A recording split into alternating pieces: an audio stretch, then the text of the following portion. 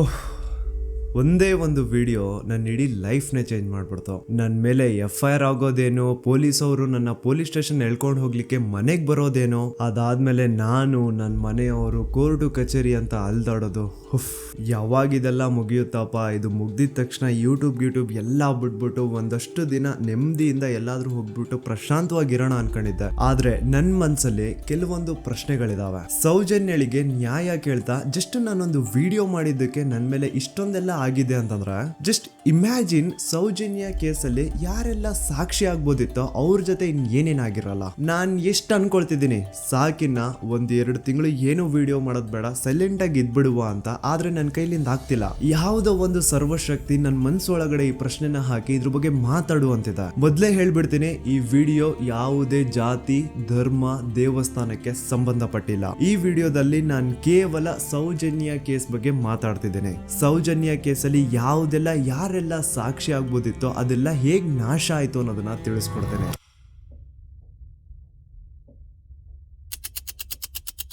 ನೆನಪು ಮಾಡ್ಕೊಳ್ಳಿ, 9 ಅಕ್ಟೋಬರ್ 2012 ಸೌಜನ್ಯ ಕಾಣೆ ಆದಾಗ ಸೌಜನ್ಯನ ಮನೆಯವರು ಅಂಡ್ ಊರಿನ 200-300 ಜನ ಸೇರ್ಕೊಂಡು ರಾತ್ರಿ 12 ಗಂಟೆವರೆಗೂ ಸೌಜನ್ಯಗೋಸ್ಕರ ಹುಡುಕ್ತಾರ.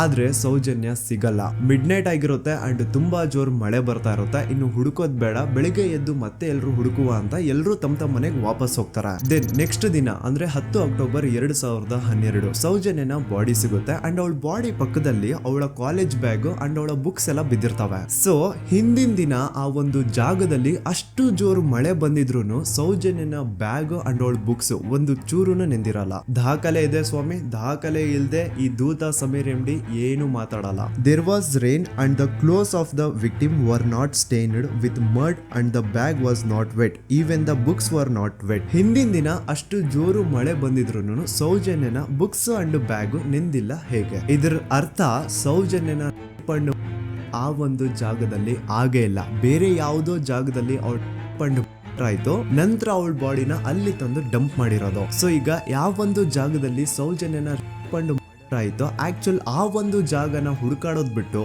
ಪೊಲೀಸರು ಉಲ್ಟಾ ಏನ್ ಮಾಡ್ತಾರೆ ಅಂದ್ರೆ, ಯಾವ ಒಂದು ಜಾಗದಲ್ಲಿ ಸೌಜನ್ಯನ ಬಾಡಿ ಸಿಕ್ಕಿತ್ತೋ ಅದೇ ಜಾಗದಲ್ಲೇ ಅವಳ ಪಂಡು ಆಗಿತ್ತು ಅಂತ ಪ್ರೂವ್ ಮಾಡ್ಲಿಕ್ಕೆ ಹೊರಡ್ತಾರೆ. ಇಲ್ಲಿ ಪೊಲೀಸ್ ಅವರ ಬುದ್ಧಿವಂತಿಕೆ ನೋಡಿ, ಯಾವ ಒಂದು ಜಾಗದಲ್ಲಿ ಸೌಜನ್ಯನ ಬಾಡಿ ಸಿಕ್ಕಿತ್ತೋ ಅಲ್ಲಿ ಅವಳದು ಯಾವುದೇ ಒಂದು ಒಳ ಉಡುಪು ಸಿಗಲ್ಲ. ಅದಕ್ಕೆ ಇವ್ರು ಏನ್ ಮಾಡ್ತಾರೆ ಅಂದ್ರೆ, ನೆಕ್ಸ್ಟ್ ದಿನ ಸೌಜನ್ಯ ಮನೆಗೆ ಹೋಗ್ಬಿಟ್ಟು ಅಲ್ಲಿ ಮನೆಯವರಿಂದ ಸೌಜನ್ಯನ ಇನ್ನರ್ ವೇರ್ಸ್ ನ ಇಸ್ಕೊಂಡ್ ಬಂದು ಅದನ್ನ ನಂತರ ರಿಪೋರ್ಟ್ಸ್ ಅಲ್ಲಿ ಇದು ನಮ್ಗೆ ಸೌಜನ್ಯ ಬಾಡಿ ಸಿಕ್ಕಿದ ಜಾಗದಲ್ಲೇ ಸಿಕ್ಕಿದ್ದು ಅಂತ ಮೆನ್ಷನ್ ಮಾಡ್ತಾರೆ. ಪೊಲೀಸ್ನವರು ಅವಳ ಪುಸ್ತಕ ಎಲ್ಲ ಹುಡುಕಾಡಿದ್ರು, ಯಾರಾದ್ರೂ ಫೋನ್ ನಂಬರ್ ಉಂಟಾ ಅಂತ ಹೇಳಿ ತುಂಬ ನಾವು ಎಲ್ಲ ತೆಗೆದುಕೊಟ್ಟೆ. ನನ್ನ ಮಗಳ ವಿಷಯ ನನಗೆ ಎಲ್ಲ ಗೊತ್ತು ಸರ್, ನೋಡಿ ಪುಸ್ತಕ ಅಂತ ನೋಡಿದೆ. ಅವಾಗ ನನ್ನ ತಂಗಿಯ ಒಂದು ನಂಬ್ರ ಇತ್ತು, ಆ ನಂಬ್ರನ್ನು ತಗೊಂಡೋಗಿದ್ದಾರೆ. ಆಮೇಲೆ ಮನೆಯಿಂದ ಮರು ದಿವಸ ಸಂತೋಷ್ ರಾವ್ ಸಿಕ್ಕಿದ ದಿವಸ ಹೊಲ ಉಡುಪು ಇದೆಯಲ್ಲ ಸರ್, ಅದು ಮನೆಯಿಂದ ತಗೊಂಡೋಗಿದ್ದಾರೆ.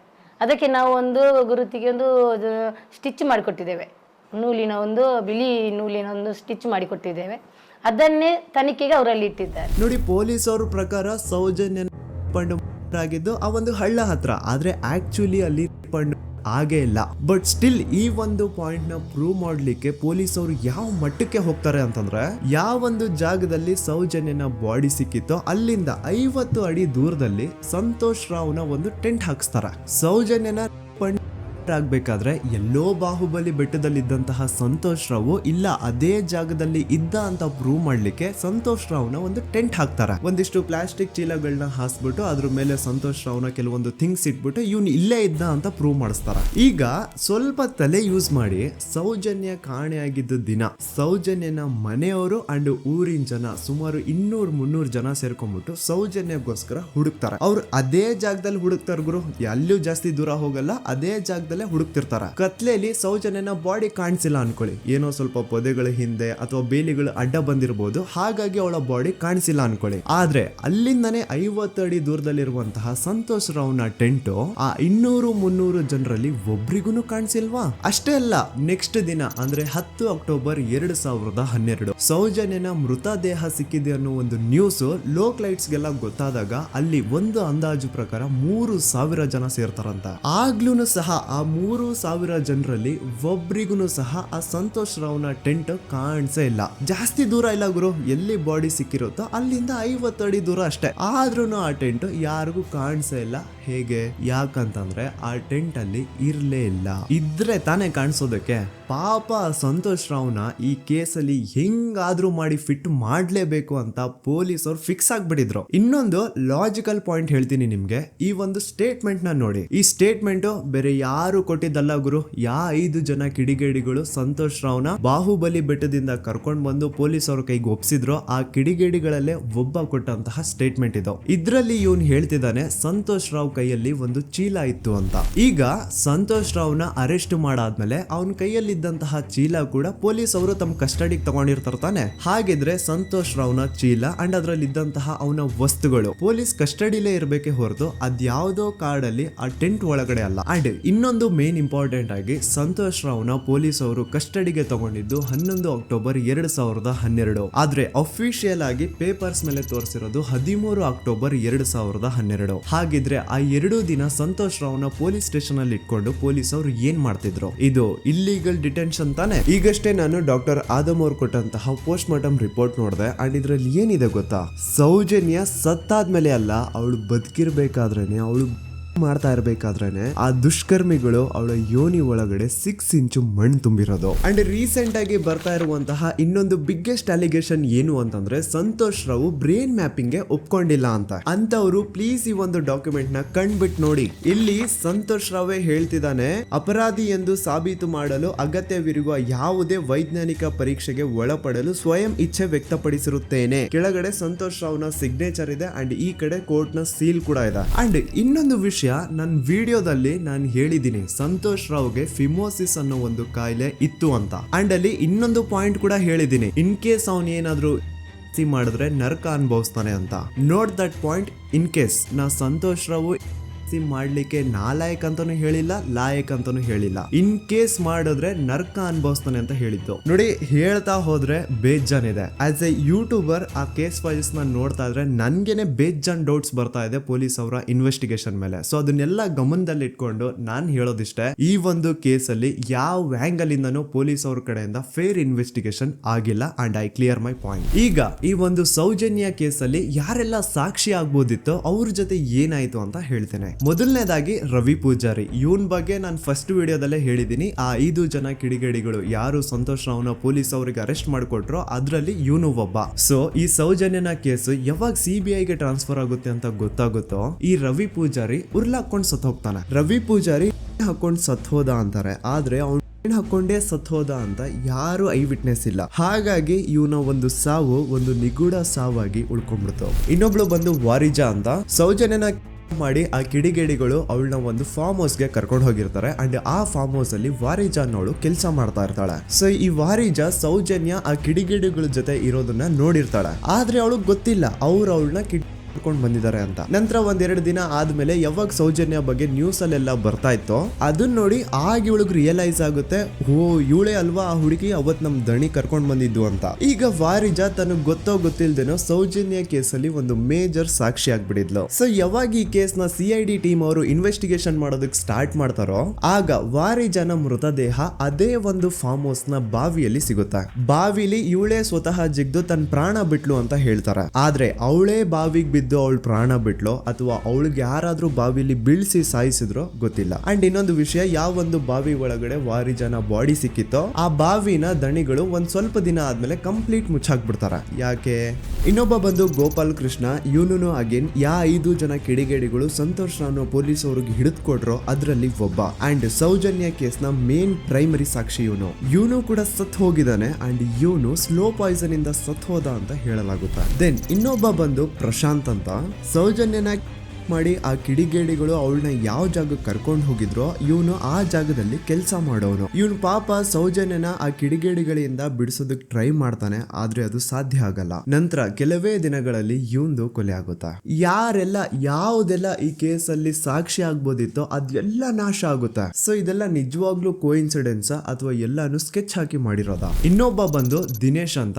ಇವನು ಕೂಡ ಸೌಜನ್ಯ ಕೇಸಲ್ಲಿ ಒಬ್ಬ ಸಾಕ್ಷಿನೇ. ಸೌಜನ್ಯನ ಯಾರೋ ಕಿಡಿಗೇಡಿಗಳು ಕಿಡ್ನಾಪ್ ಮಾಡ್ಕೊಂಡು ನಡ್ಕೊಂಡು ಹೋಗ್ತಾ ಇರ್ಬೇಕಾದ್ರೆ ದಿನೇಶ್ ಅದನ್ನ ಕಣ್ಣಾರೆ ಕಂಡಿರ್ತಾನೆ. ಇವ್ನು ಹೋಗ್ಬಿಟ್ಟು ಪೊಲೀಸ್ ಅವ್ರಿಗೆ ಹೇಳ್ತಾನೆ ಕೂಡ, ಆದ್ರೆ ಪೊಲೀಸ್ ಅವರು ಯಾರು ಇವನ್ ಮಾತನ್ನ ತಲೆಗೆ ಹಾಕೊಳ್ಳಲ್ಲ. ಅದಾದ್ಮೇಲೆ ಒಂದು ದಿನ ಸಡನ್ಲಿ ಇವನು ರೋಡ್ ಆಕ್ಸಿಡೆಂಟ್ ಅಲ್ಲಿ ಸಾಯ್ತಾನೆ. ಡೇ ಟೈಮ್ ಅಲ್ಲೇ ತುಂಬಾ ಫಾಸ್ಟ್ ಆಗಿ ಒಂದು ಬುಲೆರೋ ಕಾರ್ ಬಂದ್ಬಿಟ್ಟು ಇವನಿಗೆ ಹಿಟ್ ಮಾಡುತ್ತೆ ಅಂಡ್ ಅದರಿಂದ ಇವನು ಸತ್ ಹೋಗ್ತಾನೆ. ಆ ಬುಲೆರೋ ಕಾರ್ ಯಾರ್ದು, ಅದನ್ನ ಓಡಿಸ್ತಿದ್ದಂತಹ ಡ್ರೈವರ್ ಯಾರು ಅಂಡ್ ಅವನು ಯಾರಿಗೆ ಸಂಬಂಧಪಟ್ಟವನು, ಒಮ್ಮೆ ನೀವೇ ರಿಸರ್ಚ್ ಮಾಡಿ ನೋಡ್ಕೊಳ್ಳಿ. ಇನ್ನೊಬ್ಬ ಬಂದು ಹರೀಶ್ ಮಡಿವಾಳ್. ಇವನು ಪೊಲೀಸ್ ಅವ್ರಿಗೆ ಒಂದು ಸ್ಟೇಟ್ಮೆಂಟ್ ನ ಕೊಟ್ಟಿರ್ತಾನೆ. 9 ಅಕ್ಟೋಬರ್ 2012 ಸೌಜನ್ಯ ಕಾಲೇಜಿಂದ ಬಸ್ ಅಲ್ಲಿ ಬಂದು ನೇತ್ರಾವತಿ ಬಸ್ ಸ್ಟಾಪ್ ಅಲ್ಲಿ ಇಳ್ಕೊಂಡು ನಂತರ ತನ್ನ ಮನೆ ಕಡೆಗೆ ನಡ್ಕೊಂಡು ಹೋಗ್ತಾ ಇರ್ಬೇಕಾದ್ರೆ ಸೌಜನ್ಯನ ಹಿಂದೆ ಯಾರೋ ಒಬ್ಬ ಅಪರಿಚಿತ ಗಂಡು ಅವಳನ್ನ ಫಾಲೋ ಮಾಡ್ಕೊಂಡು ಹೋಗ್ತಿದ್ದ ಅಂತ ಇವನ್ ಸ್ಟೇಟ್ಮೆಂಟ್ ಕೊಡ್ತಾನೆ. ಅಂಡ್ ನೀವೇನ್ ಸ್ಕ್ರೀನ್ ಮೇಲೆ ನೋಡ್ತಾ ಇದ್ರು ಇದೇ ಆ ಸ್ಟೇಟ್ಮೆಂಟ್ ನ ಕಾಪಿ. ಇದ್ರಲ್ಲಿ ಎಲ್ಲಿನೂ ಹರೀಶೇ ಈ ಒಂದು ಸ್ಟೇಟ್ಮೆಂಟ್ ಕೊಟ್ಟಿದ್ದಾನೆ ಅಂತ ಅವನ ಸಿಗ್ನೇಚರ್ ಆಗ್ಲಿ ಸೈನ್ ಆಗ್ಲಿ ಏನೂ ಇಲ್ಲ. ಈ ಸ್ಟೇಟ್ಮೆಂಟ್ ನ ತಗೊಂಡಿರುವಂತಹ ಪೊಲೀಸ್ ಅವ್ರ ಸಿಗ್ನೇಚರ್ ಇದೆ, ಆದ್ರೆ ಹರೀಶ್ ನ ಸೈನ್ ಮಾತ್ರ ಎಲ್ಲೂ ಇಲ್ಲ.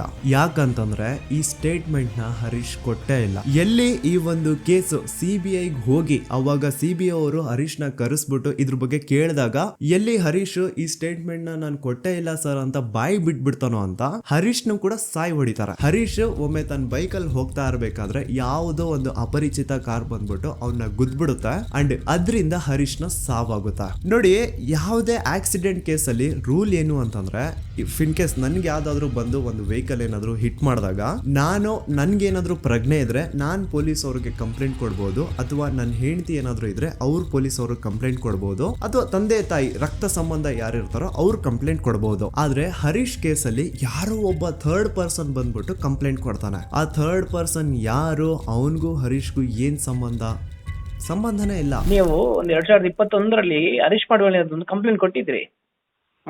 ಹರೀಶ್ ಮಡಿವಾಳ ಆಕ್ಸಿಡೆಂಟ್ ಕೇಸಲ್ಲಿ. ಅವ್ರಿಗೆ ನೀವು ಏನಾಗ್ಬೇಕು ಸರ್? ಸರ್ ನಾವು ಸ್ಟಾಪ್ ಅಷ್ಟೇ. ಎಲ್ಲಿದ್ದು ಸ್ಟಾಪ್ ಸರ್? ಧರ್ಮಸ್ಥಳ ಅನ್ನಪೂರ್ಣದು. ನಿಮ್ಗೇನಾದ್ರು ಗೊತ್ತಿತ್ತು ಸರ್ ಅದು ಪ್ರಕರಣದ ಬಗ್ಗೆ? ಸರ್ ನಂಗೇನು ಗೊತ್ತಿಲ್ಲ ಸರ್. ಗೊತ್ತಿಲ್ವಾ? ಗೊತ್ತಿಲ್ಲ. ನಾನು ಹಿಂದಿಂದ ಹೋಗ್ತಿದ್ದೆ ಡ್ಯೂಟಿಗೆ, ಅವ್ರು ಮುಂದಿಂದ ಹೋಗ್ತಿದ್ರು. ನೀವು ನಾನು ಸ್ಪಾಟಲ್ಲಿ ಇದ್ರಾ? ಸ್ಪಾಟಲ್ಲಿ ಇಲ್ಲ. ಯಾಕಂದ್ರೆ ನಂಗೆ ಗೊತ್ತಾದ ಛತ್ರಕ್ಕೆ ಹೋದ್ಮೇಲೆ. ಛತ್ರಕ್ಕೆ ಹೋದಾದ್ಮೇಲೆ ಮತ್ತೆ ಕಂಪ್ಲೇಂಟ್ ಕೊಟ್ರಿ ನೀವು? ಸರ್ ನಾನು ಕೊಟ್ಟದಂದ್ರೆ ನನ್ನ ಮ್ಯಾನೇಜರ್ ಕಳಿಸಿದ್ದೆ ಅಷ್ಟೇ. ಇಲ್ಲಿಂದ? ಧರ್ಮಸ್ಥಳದಿಂದ.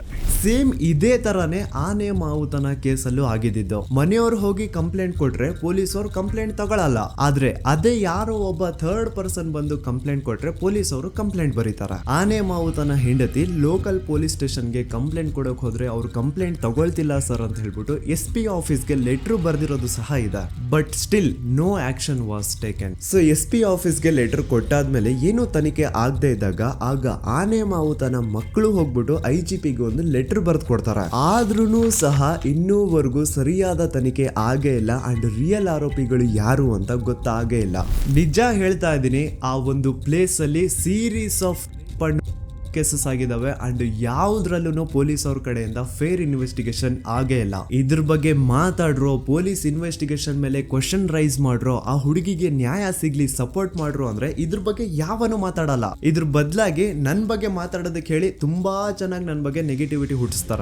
ಜಾತಿ ಧರ್ಮ ತರೋದು, ಇವ್ನ್ ಯಾವ್ದಾವ್ದು ಆಪ್ಸ್ ನ ಪ್ರಮೋಟ್ ಮಾಡ್ತಿದ್ದ, ಇವನ್ ಮಾತು ಯಾಕೆ ನಂಬ್ತೀರಾ ಅಂತ ನನ್ ಬಗ್ಗೆನೆ ನೆಗೆಟಿವಿಟಿ ಹುಟ್ಟಿಸೋದು. ಇವನು ಆ ಆ್ಯಪ್ ಪ್ರಮೋಟ್ ಮಾಡ್ತಿದ್ದ, ಇವನು ಈ ಆ್ಯಪ್ ಪ್ರಮೋಟ್ ಮಾಡ್ತಿದ್ದ, ಇವನ್ ಮಾತುಗಳನ್ನ ಯಾಕೆ ನಂಬ್ತೀರಾ, ಇವನು ಮುಸ್ಲಿಂ ಇದಾನೆ, ಇವನು ಮುಲ್ಲಾ ಇದಾನೆ, ಅದು ಇದು ಅಂತ ಮಾತಾಡೋದು. ಹೌದು ಗುರು, ನಾನ್ ಪ್ರಮೋಷನ್ಸ್ ನ ಮಾಡಿದೀನಿ. ನಾನು ಆ ಆ್ಯಪ್ದು ಮಾಡಿದೀನಿ, ಈ ಆ್ಯಪ್ದು ಮಾಡಿದೀನಿ, ಎಲ್ಲಾ ತರ ಆ್ಯಪ್ದು ನಾನು ಪ್ರಮೋಷನ್ಸ್ ಮಾಡಿದೀನಿ. ಈಗ ಹಿಂದೆ ನಾನು ಮಾಡಿರುವಂತಹ ಪ್ರಮೋಷನ್ಸ್ಗೂ ಈ ಕೇಸ್ಗೂ ಏನ್ ಸಂಬಂಧ? ಅನ್ನೆಸೆಸರಿ ಆಗಿ ಮ್ಯಾಟರ್ ನ ಡೈವರ್ಟ್ ಮಾಡ್ಲಿಕ್ಕೆ ಟ್ರೈ ಮಾಡಬೇಡಿ. ಇನ್ಮೇಲೆ ನಾನೇನಾದ್ರೂ ಆ ತರ ಅಪ್ಲಿಕೇಶನ್ಸ್ ನ ಪ್ರಮೋಷನ್ ಮಾಡಿದ್ರೆ ಆಗ ಬಂದು ನೀವು ನನ್ನನ್ನ ಪ್ರಶ್ನೆ ಮಾಡೋದ್ರಲ್ಲಿ ಅರ್ಥ ಇದೆ. ಹಿಂದೆ ಮಾಡಿರೋದನ್ನ ಇಟ್ಕೊಂಡು ಮಾತಾಡಿ ವಿಡಿಯೋ ಮಾಡೋದಲ್ಲ ಕಂಟೆಂಟ್ ಅಂದ್ರೆ. ಅಂಡ್ ಇನ್ನೊಂದು ವಿಷಯ, ನಾನು ದೂತ ಸಮೀರ್ MD ಯೂಟ್ಯೂಬ್ ಚಾನಲ್ ನ ಸ್ಟಾರ್ಟ್ ಮಾಡಿ ಕೇವಲ ಆಗಿರೋದು 8 ತಿಂಗಳಷ್ಟೇ. ಅಂಡ್ ಈ 8 ತಿಂಗಳಲ್ಲಿ ನಾನು ಹಾಕಿರೋದು ಕೇವಲ 12 ವಿಡಿಯೋಸ್. ಅದರಲ್ಲಿ 1-2 ಆಲ್ರೆಡಿ ಟೇಕ್ ಡೌನ್ ಆಗಿದಾವೆ. ಸೊ ಅಷ್ಟು ಬೇಗ ಅದ್ ಹೆಂಗ್ ನೀವು ಜಡ್ಜ್ ಮಾಡ್ಬಿಟ್ರಿ ನಾನು ಆಂಟಿ ಹಿಂದೂ ಅಂತ?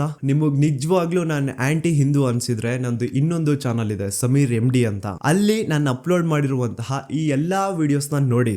ಜಾಸ್ತಿ ಜಸ್ಟಿಫೈ ಮಾಡ್ಲಿಕ್ಕೆ ಹೋಗಲ್ಲ ಗುರು, ನನ್ನ ಹಳೆ ಸಬ್ಸ್ಕ್ರೈಬರ್ಸ್ಗೆ ಗೊತ್ತು ನನ್ನ ಕ್ಯಾರೆಕ್ಟರ್ ಏನು ಅಂತ. ಅಂಡ್ ಇನ್ನು ಇವನ್ ವಿಡಿಯೋ 18 ಮಿಲಿಯನ್ ಪ್ಲಸ್ ವ್ಯೂಸ್ ನ ಪಡ್ಕೊಂಡಿದೆ. ಇವನ್ಗೆ ಇಷ್ಟ ಲಕ್ಷ ದುಡ್ಡು ಬಂದಿರುತ್ತೆ, ಅಷ್ಟ್ ಲಕ್ಷ ದುಡ್ಡು ಬಂದಿರುತ್ತೆ ಅನ್ನೋರ್ಗೆ ಈ ಒಂದು ಇಮೇಲ್ ನ ಒಮ್ಮೆ ನೋಡಿ. ನನ್ ವಿಡಿಯೋ ವೈರಲ್ ಆಗ್ತಿದ್ದಂಗೆ ಆ ವಿಡಿಯೋ ಡಿಮಾನಿಟೈಸ್ ಆಗೋಯ್ತು. ಇಲ್ಲಿ ಅತ್ಯಾಚಾರಿ ಬೆಂಬಲಿಗರ ಥಿಂಕಿಂಗ್ ನೋಡಿ. ಆ ವಿಡಿಯೋ ಇಂದ ನನ್ಗೆ ಎಷ್ಟು ರೆವೆನ್ಯೂ ಬಂತು ಅನ್ನೋದನ್ನ ಥಿಂಕ್ ಮಾಡ್ತಿದಾರೆ. ಆ ವಿಡಿಯೋ ಇಂದ ನಾನು ಎಷ್ಟು ಸಫರ್ ಆಗಿರ್ಬೋದು ಅನ್ನೋದನ್ನ ಥಿಂಕ್ ಮಾಡಿದ್ರ ನೋಡಿ. ನಾನೊಂದು ವಿಡಿಯೋ ಮಾಡಿದ್ದಕ್ಕೆ ಜನ ಜಾಗೃತರಾದ್ರು. ನನ್ಗೆ ನನ್ ಬಗ್ಗೆ ನಿಮ್ ಬಗ್ಗೆ ತುಂಬಾ ಹೆಮ್ಮೆ ಇದೆ. ನೀವೆಲ್ಲ ಜಾತಿ ಧರ್ಮ ಅನ್ನೋದು ಮುಖ್ಯ ಅಲ್ಲ, ನ್ಯಾಯ ಮುಖ್ಯ ಅಂತ ಬೆಂಬಲಿಸಿದ್ರೆ. ಸೌಜನ್ಯನ ತಾಯಿ ಅಂಡ್ ಕುಟುಂಬದವರು 13 ವರ್ಷದಿಂದ ಧೈರ್ಯವಾಗಿ ನ್ಯಾಯಕ್ಕಾಗಿ ಬೇಡ್ತಾವ್ರೆ. 13 ವರ್ಷದಿಂದ ಮಹೇಶ್ ಶೆಟ್ಟಿ ಸರ್ ಒಂದು ಹೆಣ್ಣು ಮಗುವಿನ ನ್ಯಾಯಕ್ಕೆ ಎಲ್ಲಾ ತರದ ಅವಮಾನ ಸಹಿಸಿಕೊಂಡು ಬೆಟ್ಟದಂತೆ ನಿಂತು ಎಲ್ಲೂ ಕಾಂಪ್ರಮೈಸ್ ಆಗದೆ ಹೋರಾಟ ಮಾಡ್ತಾವ್ರೆ. ಈಗ ಈ ನಿಮ್ಮ ದೂತ ಸಮೀರ್ MD ಇಂದ ಕರ್ನಾಟಕಾದ್ಯಂತ ಅನೇಕ ಕನ್ನಡ ಪರ ಸಂಘಟನೆಗಳು, ಎಲ್ಲಾ ವಿಚಾರ, ಎಲ್ಲಾ ಪಂಥದ ಪ್ರಗತಿಪರ ವೇದಿಕೆಗಳು ಸೌಜನ್ಯ ನ್ಯಾಯಕ್ಕಾಗಿ ಒಂದಾಗಿವೆ. ಅಂಡ್ ಈ ಹೋರಾಟ ಕೇವಲ ಸೌಜನ್ಯಳಿಗೆ ಮಾತ್ರ ಸೀಮಿತ ಆಗಿಲ್ಲ. ನಮ್ ದೇಶದಲ್ಲಿ ದಿನಕ್ಕೆ ಆನ್ ಅನ್ ಆವರೇಜ್ 86 ಪ್ರಕರಣಗಳು ದಾಖಲೆ ಆಗ್ತವೆ. ಇದು ದಾಖಲೆ ಆಗಿರುವಂತಹ ಪ್ರಕರಣಗಳ ಸಂಖ್ಯೆ. ಅದ್ ಎಷ್ಟೋ ಕೇಸಸ್ ಪೊಲೀಸ್ ವರ್ಗ್ ಬರೋದೇ ಇಲ್ಲ. ಸೊ ಇದಕ್ಕೆಲ್ಲ ಒಂದು ಫುಲ್ ಸ್ಟಾಪ್ ಅನ್ನೋದು ಇಡಬೇಕು. ಈಗಿನ ಕಾಲದಲ್ಲಿ ಹುಡುಗಿರು ಸಮಾಜದಲ್ಲಿ ಬಿಡಿ, ಸೋಷಿಯಲ್ ಮೀಡಿಯಾದಲ್ಲಿನೂ ಸಹ ಸೇಫ್ ಇಲ್ಲ. ಹುಡುಗಿ ತನಗಿಷ್ಟ ಆಗಿರುವಂತಹ ತುಂಬಾ ನೀಟ್ ಅಂಡ್ ಕ್ಲೀನ್ ಇರುವಂತಹ ಒಂದು ಫೋಟೋನ ಸೋಷಿಯಲ್ ಮೀಡಿಯಾದಲ್ಲಿ ಶೇರ್ ಮಾಡಿದ್ರೆ ಸಾಕು, ಕಮೆಂಟ್ ಸೆಕ್ಷನ್ ಅಲ್ಲಿ ಅದೆಷ್ಟೋ ಜನ ಜೊಲ್ ಸುರಿಸ್ಕೊಂಡು ಅವಳನ್ನ ಮಾಡ್ತಿರ್ತಾರೆ. ಸೊ ಇದಕ್ಕೆಲ್ಲ ನಮ್ಮ ಸರ್ಕಾರ ಒಂದು ಫುಲ್ ಸ್ಟಾಪ್ ಅನ್ನೋದು ಇಡ್ಲೇಬೇಕು. ಇದ್ರ ಬಗ್ಗೆ ನಿಮ್ಮ ಒಪಿನಿಯನ್ ಏನು ಅಂತ ಕಮೆಂಟ್ ಸೆಕ್ಷನ್ ಅಲ್ಲಿ ತಿಳಿಸಿ. So as A content creator ನನ್ಗೆ ಸೌಜನ್ಯ ಕೇಸ್ ಬಗ್ಗೆ ಒಂದು ವಿಡಿಯೋ ಮಾಡ್ಬೇಕಿತ್ತು, ಮಾಡ್ದೆ. ಅದರಿಂದ ಸೌಜನ್ಯ ಪರ ಹೋರಾಟ ಏನ್ ನಡೀತಾ ಇತ್ತೋ ಅದಕ್ಕೊಂದು ಕಿಚ್ಚು ಸಿಕ್ಕಿದೆ. ಇನ್ ಮುಂದೆ ಅದನ್ನ ಹಾಗೆ ಕಂಟಿನ್ಯೂ ಮಾಡ್ಕೊಂಡು ಹೋಗೋದು ನಿಮ್ಗಳ ಜವಾಬ್ದಾರಿ. ಸೊ ಇಷ್ಟು ಹೇಳ್ತಾ ನಾನು ನಿಮ್ಮ ದೂತ ಸಮೀರ್ MD ಮತ್ತೆ ಸಿಗ್ತೀನಿ ನೆಕ್ಸ್ಟ್ ವಿಡಿಯೋದಲ್ಲಿ.